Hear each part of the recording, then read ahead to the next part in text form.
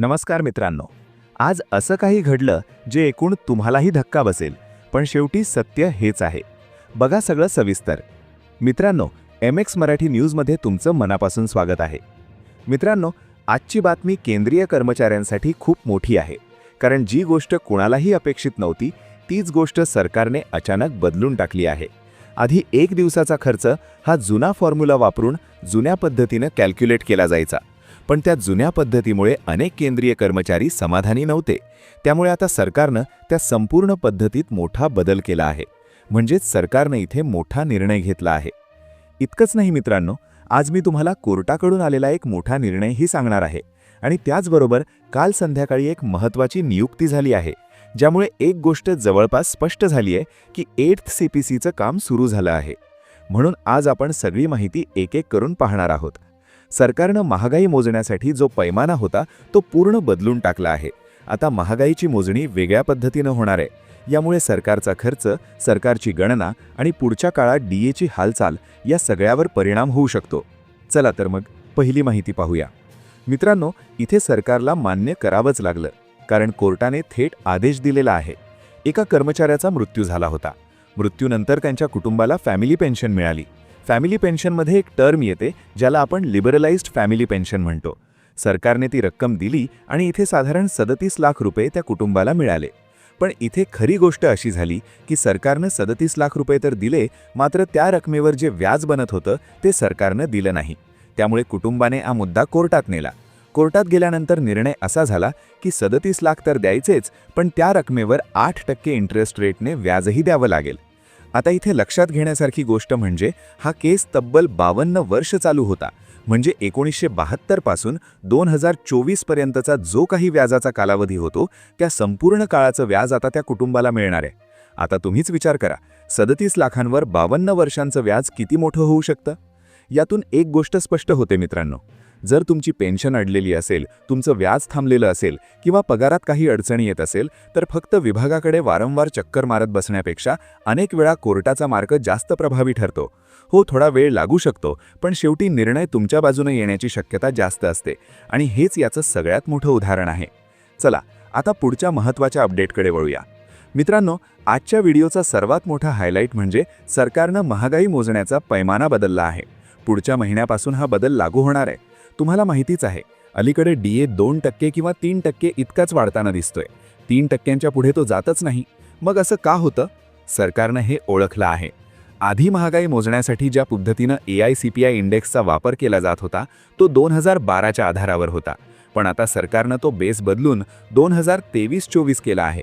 म्हणजे आता महागाईची मोजणी नवीन नियमांनुसार होणार आहे. या नव्या बदलामागचं कारण म्हणजे आकडे अधिक अचूक मिळावेत आणि महागाईची गणना वास्तवाशी जुळावी. आता या नव्या बदलात काय काय झाले ते पाहूया.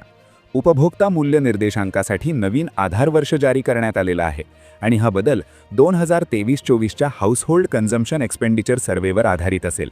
म्हणजे लोक खरंच कशावर खर्च करतात त्याचा आधार घेतला जाणार आहे. आधी 6 विभाग होते, पण आता 12 विभाग तयार करण्यात आले आहेत. यामुळे आकडे जास्त स्पष्ट आणि अचूक मिळतील. तसेच ग्रामीण, शहरी आणि संयुक्त अशा तिन्ही क्षेत्रांसाठी नवीन निर्देशांक जारी करण्यात आले आहेत. आता इथे अजून एक महत्त्वाची गोष्ट आहे. काही जुन्या गोष्टी ज्या आता लोक वापरतच नाहीत त्या हटवण्यात आल्या आहेत. म्हणजे ज्या ठिकाणी खर्च वाचेल तिथे सरकार DAच्या गणनेत जास्त परिणामकारक पद्धतीनं वापर करू शकते. आता नवीन गोष्टी कोणत्या ॲड केल्या आहेत ते बघा. ऑनलाईन स्ट्रीमिंग सेवा, ग्रामीण घरभाड्याचे दर, value added dairy products, pen drive, webcam किंवा वेब सिस्टीम आणि व्यायामाची उपकरणं अशा अनेक नवीन गोष्टी या निर्देशांकात समाविष्ट करण्यात आल्या आहेत. आणि जुन्या गोष्टी कोणत्या हटवल्या आहेत, जसं VCR, VCD, DVD player, radio, tape recorder, जुन्या प्रकारचे कपडे अशा वस्तू ज्या आता लोक वापरत नाहीत त्या काढून टाकण्यात आल्या आहेत. म्हणजे थोडक्यात सांगायचं झालं तर सरकारचा उद्देश स्पष्ट आहे. महागाईचा निर्देशांक असा तयार करायचा की तो खऱ्या खर्चाशी जुळेल. आणि यामुळे AICPI इंडेक्समध्ये मोठा फरक पडू शकतो. कारण जेव्हा खुदरा महागाई दरावर परिणाम होतो तेव्हा त्याचा थेट परिणाम DAवर होतो. आधीच्या काळात DA 5% 6%पर्यंत जात होता. तसं पुन्हा होण्यासाठी सरकार आता ही संपूर्ण पद्धत बदलतंय का, हा सगळ्यात मोठा प्रश्न आहे. पण एक गोष्ट निश्चित आहे, या बदलामुळे पुढच्या काळात AICPI इंडेक्स आणि DA दोन्हीमध्ये मोठी हालचाल होऊ शकते. चला आता पुढच्या बातमीकडे वळूया. मित्रांनो, काल संध्याकाळी एक महत्त्वाची घोषणा झाली आहे. या घोषणेमध्ये एका डिरेक्टरची नियुक्ती करण्यात आली आहे. आता तुम्हाला माहितीच आहे, आधीही काही नियुक्त्या झाल्या होत्या आणि आता हळूहळू सगळ्या पोस्ट भरल्या जात आहेत. जर तुम्ही ACPCच्या वेबसाईटवर गेलात तर तुम्हाला तिथे मेंबर्सची यादी अपडेट झालेली दिसेल. इथे नवीन मेंबर म्हणून श्री कृष्णा VR यांची निवड करण्यात आली आहे. त्यांचा कार्यकाळ 2029 पर्यंत असणार आहे. म्हणजे 8th CPCचा रिपोर्ट येईपर्यंत आणि त्यानंतरही काही काळ हे कामकाज चालू ठेवण्यासाठी ही नियुक्ती करण्यात आली आहे. तुम्ही स्क्रीनवर पाहत असाल याचा ऑफिस मेमोरँडम समोर आहे. हा ऑफिस मेमोरँडम 12 फेब्रुवारी 2026चा आहे. यामध्ये स्पष्ट लिहिलं आहे की डिपार्टमेंट ऑफ एक्सपेंडिचर अंतर्गत सेंट्रल पे कमिशनमध्ये डिरेक्टर पद भरलं जात आहे आणि ही नियुक्ती डेप्युटेशन बेसवर सेंट्रल स्टाफिंग स्कीम अंतर्गत करण्यात आलेली आहे. मित्रांनो, या सगळ्यातून एक गोष्ट स्पष्ट होते. 8th CPCची प्रक्रिया आता हळूहळू नाही तर ठराविक गतीनं पुढे सरकत आहे. कारण सरकारनं आधीच सांगितलेली डेडलाईन होती की 18 महिन्यांच्या आत रिपोर्ट सबमिट करायचा आहे आणि त्या वेळेतच काम पूर्ण करण्यासाठी आता नियुक्त्या झपाट्यानं होत आहेत. आता साधारण 14 ते 15 महिनेच बाकी राहिले आहेत. म्हणजे सरकारकडे वेळ फार कमी आहे. त्यामुळे पुढच्या काही आठवड्यांमध्ये आणि पुढच्या काही महिन्यांमध्ये अजूनही काही नियुक्त्या होतील. अजूनही काही महत्त्वाचे ऑफिस मेमोरँडम्स, नोटिफिकेशन्स आणि सरकारी आदेश समोर येतील आणि 8th CPCच्या संदर्भात सरकारकडून वेगवेगळ्या हालचाली तुम्हाला स्पष्टपणे दिसतील. आणि मित्रांनो, लक्षात ठेवा, जेव्हा अशा प्रकारे नियुक्त्या सुरू होतात तेव्हा तो एक संकेत नसतो. तो म्हणजे सरकारी पातळीवर काम सुरू झाल्याचा पुरावा असतो. म्हणूनच आजची बातमी फक्त चर्चेपुरती मर्यादित नाही. आजची बातमी केंद्रीय कर्मचाऱ्यांसाठी, पेन्शनधारकांसाठी आणि सरकारी सेवेत असलेल्या लाखो लोकांसाठी खूप महत्त्वाची आहे. कारण 8th CPC सुरू झाला तर त्याचा परिणाम पुढच्या काळात salary structure, fitment factor, DA merger, pay level, arrear आणि पेन्शन अशा सगळ्या गोष्टींवर होऊ शकतो.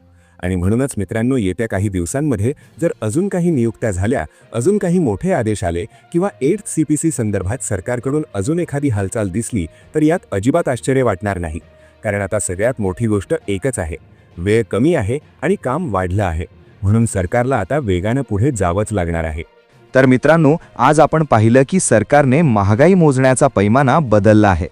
कोर्टाचा मोठा निर्णय समोर आला आहे आणि 8th CPCच्या हालचाली आता वेगाने सुरू झालेल्या दिसत आहेत. म्हणजेच येणारा काळ केंद्रीय कर्मचारी आणि पेन्शनधारकांसाठी खूपच महत्त्वाचा ठरणार आहे. मित्रांनो, अशाच सरकारी योजना, केंद्रीय कर्मचारी अपडेट्स, पेन्शन आणि वेतन आयोगाच्या ताज्या बातम्या सर्वात आधी पाहण्यासाठी MX मराठी न्यूज चॅनलला आत्ताच सबस्क्राईब करा. आणि हो, व्हिडिओ आवडला असेल तर लाईक करा, तुमच्या मित्रांना शेअर करा आणि अशाच अपडेटसाठी बेल आयकॉन दाबायला विसरू नका. मी पुन्हा भेटतो पुढच्या मोठ्या अपडेटसह. तोपर्यंत काळजी घ्या. धन्यवाद.